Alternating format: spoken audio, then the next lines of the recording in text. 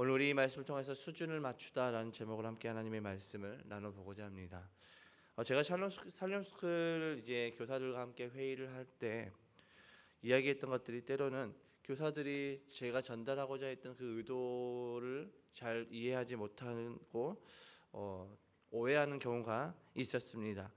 그 이유가 무엇일까요?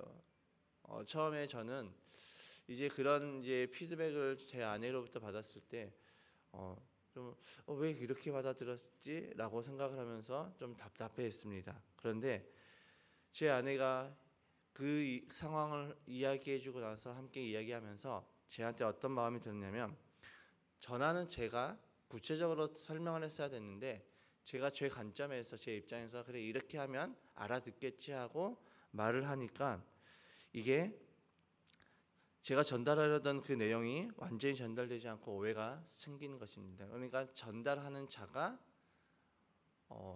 그 부분에 대해서 정확하게 전달을 해야 되는데 그렇지 못하는 경우가 발생이 되면 이렇게 샬롬스쿨 안에서도 교사들이 회의를 하면서 약간 오해가 생기는 것 같습니다.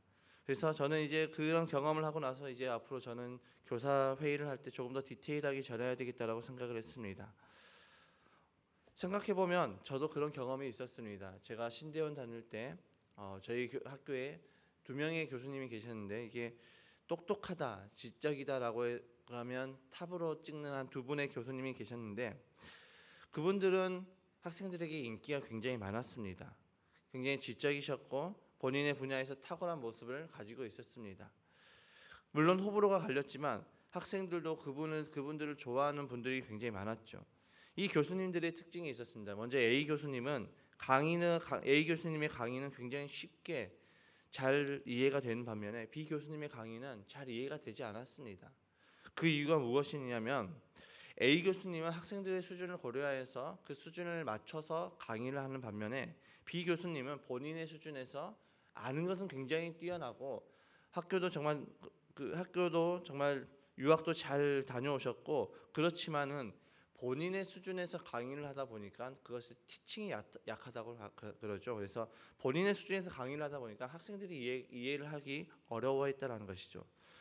저는 오늘 이 말씀을 묵상하면서 만약에 복음이 그랬다라면 어떻게 되었을까라는 것을 생각해 보았습니다. 복음이 듣는 우리가 이해하지 못하고 깨닫지 못한다면 이 복음이 될 수 있을까?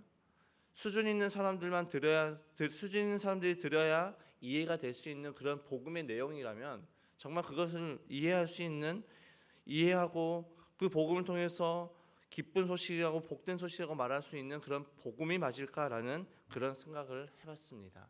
오늘 사도 바울은 오늘 본문의 말씀을 통해서 복음에 관해서 설명하고 있죠. 예수 그리스도가 누구인지에 관해서 구체적으로 디테일하게 설명을 하고 있습니다.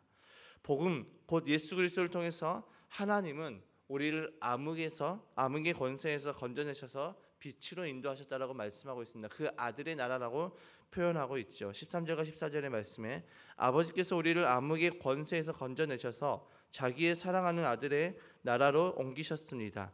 우리는 그 아들 안에서 구속 곧 죄사함을 받았습니다. 우리는 그 아들 안에서 죄사함을 받았다라고 말씀하고 있죠. 그리고 바울은 이어서 하나님의 사랑하는 그 아들에 관해서 설명을 이어가는데 그 내용이 15절부터 20절까지의 내용입니다. 사도 바울은 이 말씀을 통해서 예수 그리스도에 관해서 설명을 하고 있죠. 사도 바울이 설명하는 예수 그리스도는 어떤 분입니까? 첫 번째로 그가 설명하는 분은 보이지 않는 하나님의 형상이라고 표현하고 있습니다. 이 사도 바울이 예수님에 대해서 소개하는데 첫 번째로 그가 소개했던 예수님은 보이지 않는 하나님의 형상이라고 표현을 하고 있죠. 이 부분에서 우리는 하나님이 우리를 위해서 얼마나 자기 자신을 낮추셨는지를 알 수가 있습니다. 15절의 말씀, 그 아들은 보이지 않는 하나님의 형상이시요 모든 피조물보다 먼저 나신 분이십니다. 예수님은 누구입니까? 보이지 않는 하나님의 형상이라는 것이죠. 여러분, 하나님을 믿는 사람들이 늘상 입버릇처럼 하는 말이 있습니다. 하나님을 보여줘봐라. 하나님을 믿지 않는 사람들이 하나님을 좀 보여줘봐라. 그러면 내가 믿겠다라고 이야기를 하죠. 이 당시도 그런 사람들이 정말 많았을 것 같습니다. 구약의 시대부터 끊임없이 야훼, 메시아, 하나님이라고 불려지는 여호와라고 불려지는 그 하나님에 대해서 그들은 보고자 했습니다. 그래서 모세 역시도 하나님에 대해 하나님께 하나님을 보고 싶다고 말씀하셨을 때 하나님께서 직접적으로 보이지 아니하시고 이제 간접적으로 보이셨죠. 그런데 하나님께서 결국은 예수님을 이 땅으로 보내시고 인간의 몸을 입게 하시고 이제 그들에게 하나님께서 만드신 그 창조물들에게 하나님의 형상을 그대로 보이셨다라는 것입니다. 예수 그리스도가 보이지 않는 하나님의 형상이죠. 우리는 요즘 아브라함에 관해서 계속해서 주일마다 말씀을 듣고 있습니다. 그래서 계속해서 아브라함에 관해서만 이야기하면 좀 너무 딱딱할 것 같아서 제가 이제 좀 그것을 조율하면서 어떨 때는 이제 신약의 말씀은 또 어떨 때는 이제 구약의 말씀을 섞어가면서 아브라함의 이야기를 계속해서 듣고 있습니다. 어제도 우리가 하나님께서 아브라함에 대해서 어떻게 하셨는지에 대해서 말씀을 나눴죠. 하늘의 별을 보여주면서 너의 후손을 이처럼 많이 하겠다, 셀 수 없이 많아질 것이라고 말씀해 주셨는데 아브라함이 이해할 수 있는 수준에서 말씀하셨던 하나님이십니다. 그러니까 오늘 이 말씀도 마찬가지지요. 보이지 않는 하나님을 어떻게 보여줄 것인가. 하나님의 형상을 직접적으로 보게 되면 인간은 죽게 됩니다. 그래서 이 영적인 존재를 보게 되면 인간은 이제 두려움에 빠지고 죽게 되는 것이죠. 그래서 천사가 마리아에게 나타났을 때도 가장 먼저 했던 말은 무엇입니까? 두려워하지 말아라 라였습니다. 그러니까 이 영적인 존재를 우리가 인간이 보게 되면 이렇게 죽게 된다라고 이게 표현이 되어 있죠. 그러니까 보이지 않는 하나님을 어떻게 보일 것인가? 하나님께서는 우리 인간이 하나님을 볼 수 있도록 그 장치가 무엇인가? 바로 예수 그리스도라는 것이죠. 예수님이 이 땅에 내려오셔서 인간의 몸을 입으셔서 그 예수님을 통하여서 하나님을 만나게 되었던 것입니다. 그리고 그 예수를 만났던 자들은 이제 예수를 증거하였죠. 피조물이 하나님을 이해할 수 있도록 하나님께서 수준을 낮춰주신 거죠. 맞춰주셨던 것입니다. 그래서 빌립이 어느 날 갑자기 예수님께 이런 질문합니다. 하나님을 보고 싶습니다. 아버지 하나님은 어떤 분이십니까? 라고 예수님께 묻자 빌립이 예수님이 뭐라고 말씀하십니까? 나를 본 자가 곧 아버지를 본 자인데 어찌하여서 또 하나님을 아버지를 보여달라고 하느냐라고 이야기를 하시죠. 그러니까 예수님께서 이 땅에 오신 그 이유, 우리의 모든 것들을 구원하시는 부분, 그 구원 사역도 있으시지만 우리에게 하나님의 형상을 보이시기 위해서 하나님께서 우리에게 그 수준을 맞추셨다는 것입니다. 두 번째로 이 사도 바울은 교회라는 몸의 머리라고 소개를 하고 있죠. 18절의 상반절에 그분은 교회라는 몸의 머리이십니다 라고 표현이 되어 있습니다. 교회는 성도 한 사람 한 사람을 말하기도 하고 믿음의 사람들이 모여서 만들어진 공동체를 말하기도 합니다. 그러니까 각 심령마다 각 성도 한 사람 한 사람마다 우리를 교회로 부르셨고 그 교회의 모임이 또 에클레시아 곧 교회라는 것입니다. 교회는 이것이 교회라는 몸의 머리가 예수 그리스도라는 것은 성도의 머리 곧 우리의 주인이 예수님이라는 것을 의미하고 또 우리 모임 공동체의 주인이 누구신가? 이 백합교회의 머리가 누구이신가? 바로 예수 그리스도를 말하고 있습니다. 그러니까 교회는 곧 무엇이냐? 사람의 것이 아니라 하나님의 것이라는 것이죠. 주님의 것이라는 것입니다. 그래서 교회가 나가야 될 그 방향, 그 사명, 그 비전을 누구를 통해서 우리는 알아야 됩니까? 예수 그리스도를 통해서 알아야 된다는 것이죠. 예수님이 우리에게 교회에 관해서 어떻게 설명하셨는가? 교회는 어떤 삶을 살아가야 되는지, 어떤 모습이어야 되는지에 대해서 어떻게 말씀하셨는지 그 기준이 사람이 정하는 것이 아니라 주님이 정하시는 것임을 우리에게 오늘 이 말씀을 통해서 보여주고 있습니다. 그래서 교회는 목회자들마다 각자가 원하는 교회를 세우는 것이 아니라 교회는 어떤 교회를 세워져야 되는가? 하나님이 원하시는 교회를 세우는 것이어야 됩니다. 그래서 교회의 사명은 인간의 소원을 이루어드리는 것이 아니라 교회의 사명은 하나님의 소원을 이루어드리는 것이 바로 교회의 사명이라는 것이죠. 사도 바울은 교회의 머리가 예수 그리스도일 때 그분 안에서 만물이 충만해진다고 말씀하고 있습니다. 즉 내 삶의 주인이 예수 그리스도가 되어 살아갈 때 우리는 주님의 충만하심을 누리며 살아가게 된다는 것이죠. 나의 삶의 주인이 내 주인이 예수님일 때 우리는 충만함을 누립니다. 즉 성령의 충만함도 어떤 것이냐? 내가 주인 될 때는 우리는 성령의 충만함을 구할 수가 성령의 충만함을 우리가 누릴 수가 없지요. 그러나 예수 그리스도가 나의 주인이 되고 성령님이 내 삶을 인도하며 나아갈 때 우리는 성령의 충만함이 되어지는 것입니다. 크리스찬의 충만한 삶, 크리스찬의 풍성한 삶은 예수 그리스도가 나의 삶의 주인일 때 우리가 그것을 누릴 수 있다는 것입니다. 그러나 내가 주인 되어 살아가면 우리는 그 충만하심, 그 풍성하심을 누릴 수가 없습니다. 교회의 주인, 교회의 머리가 예수 그리스도일 때 교회는 충만해집니다. 그것은 성도의 삶도 마찬가지입니다. 그래서 교회의 머리가 교회의 머리가 예수 그리스도라는 것은 우리의 기준에, 우리의 삶의 기준, 교회의 기준, 교회가 나가야 될 그 방향은 인간이 아니라 예수 그리스도라고 말씀하고 있습니다. 주님이 내 삶을 통해서 무엇을 원하시는가? 주님이 나를 통해서 어떤 것을 계획하시는가? 주님이 우리 백합교회를 향해서 무엇을 원하시는가?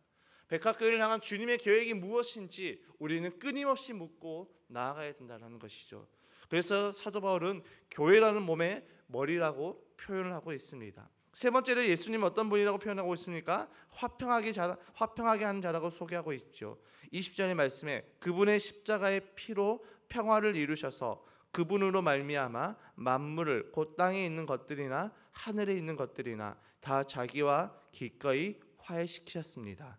예수님으로 말미암아 우리는 하나님과 화해가 되었다라고 말씀하고 있습니다. 그리고 그것으로 끝나는 것이 아니라 관계가 회복된 것으로 끝나는 것이 아니라 이제는 하나님의 자녀가 되었다는 것, 새로운 신분을 얻게 되었다는 것입니다. 놀랍게도 이 모든 것을 하나님께서 계획하시고 행하시고 이루셨습니다.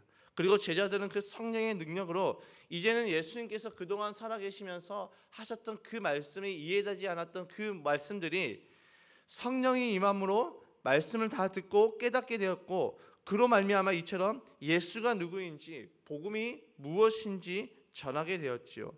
여러분 오늘 본문의 말씀에서 예수님을 화평하게 한 자라고 표현되고 있습니다.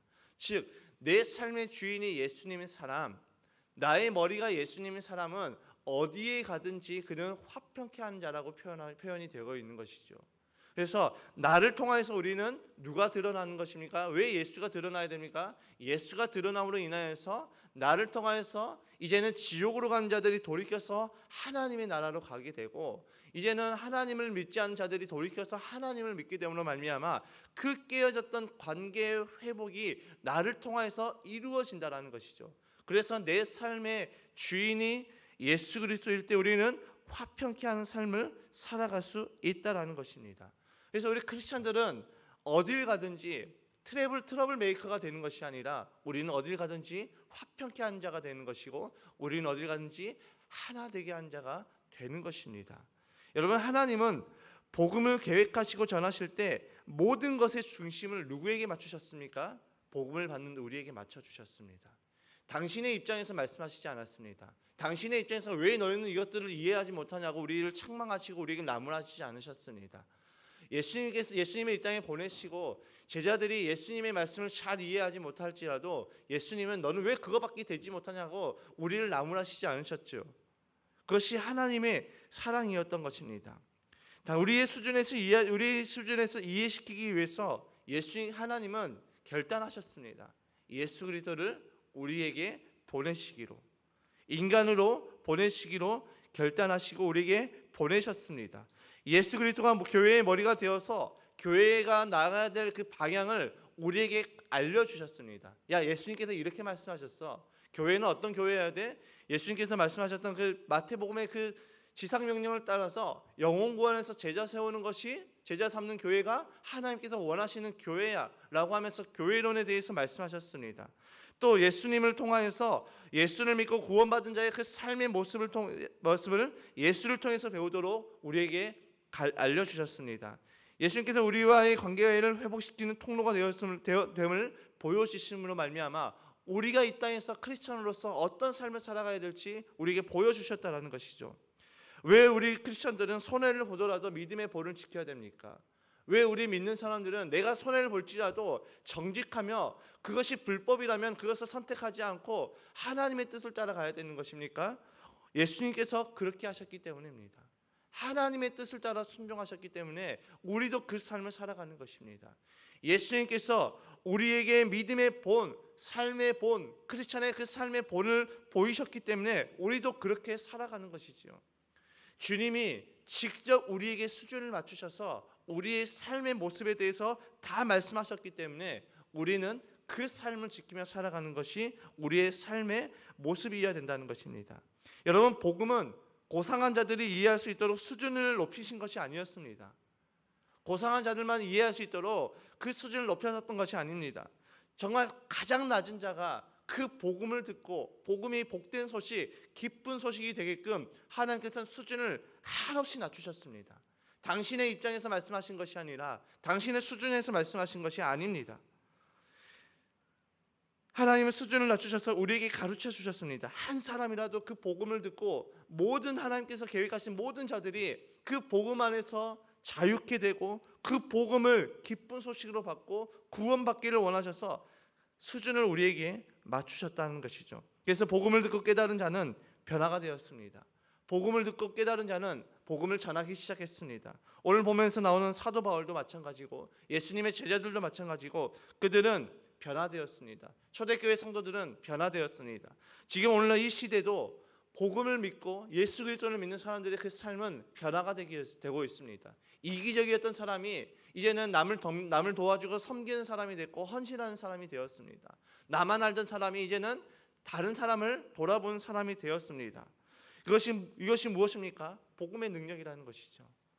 복음을 받는 우리가 이해할 수 있고 깨달을 수 있고 우리에게 또 예수를 영접하면 우리 안에 그 성령께서 우리에게 끊임없이 가르쳐 주시고 깨닫게 하여 주심으로 우리가 하나님의 사랑을 통하여서 복음을 통하여서 변화되는 삶이 되게 하셨다는 것이죠. 이 모든 것의 시작이 바로 무엇입니까? 하나님의 사랑부터 시작이 되었다는 것입니다. 여러분, 하나님은 나를 위해서 복음을 전하시기 위해서 인간으로 낮아지셨습니다. 그런데 우리는 어떠합니까? 항상 우리는 나의 입장에서 이야기를 합니다. 저 역시도 마찬가지죠. 저 역시도 제가 이렇게 하면 알아듣겠지, 제가 구체적으로 다 설명하지 않아도 알아듣겠지 하고 설명했던 부분들이 많이 있습니다. 그런데 오늘 말씀을 통해서 하나님은 우리에게 그렇게 하시지 않으셨습니다. 예수님 우리에게 그렇게 하시지 않으셨습니다. 이해할 때까지 말씀하셨습니다. 그리고 기다려 주셨습니다. 오래 참아 주셨습니다. 여러분, 예수님은 누구십니까? 하나님이시며 교회의 머리시며 우리의 삶의 주인이시며 하나님과 화평케 하시는 자이십니다. 그 예수님이 지금 저와 여러분과 함께 하십니다. 그리고 우리의 삶을 예수님처럼 살아가게끔 인도하시고 도와주고 계시죠. 그래서 우리는 내 머리가 내가 아니라, 내 삶의 주인이 내가 아니라, 나의 어떠한 것이 아니라 예수 그리스도가 되어서 내가 있는 곳마다 화평케 하는 삶을 살아가고 내가 있는 곳마다 나의 삶을 통하여서 예수 그리스도가 드러남으로 말미암아 정말 많은 자들에게 우리가 그들의 수준을 맞추며 나아가는 저와 여러분의 삶이 되시길 주님의 이름으로 축복합니다. 우리 믿음의 사람들이 왜 이기적이라는 이야기를 듣습니까? 우리 믿음의 사람들이 왜 독단적이라는 이야기를 듣습니까? 우리가 우리의 수준에서만 이야기를 하기 때문입니다. 우리가 왜 VIP를 위해서 기도하고 VIP를 만납니까? 여러분, 우리가 하나님을 알지 못하는 사람들을 만나면 답답하지 않습니까? 그러나 그것이 당연한 것입니다. 하나님이 우리를 보시고 늘 답답하시지만 우리에게 기다려 주셨습니다. 우리 역시도 마찬가지죠. 우리가 영혼권에서 제자 삼는 삶을 살아간다는 것은 내가 그들의 수준에 맞춰주는 것입니다. 하나님이 우리에게 수준을 맞춰주셨듯이 우리도 이제는 우리의 삶의 그 수준, 그것을 VIP에게 맞추고 그들에게 그 삶을 통하여서 우리의 헌신과 우리의 섬김을 통하여서 예수가 드러나고 하나님의 사랑이 나타나는 우리의 삶이 되시기를 주님의 이름으로 축복합니다. 여러분, 하나님께서 우리에게 수준을 맞춰주셨듯이 우리도 하나님의 자녀답게 수준을 맞춰나가는 저와 여러분의 삶이 되시기를 주님의 이름으로 축복합니다.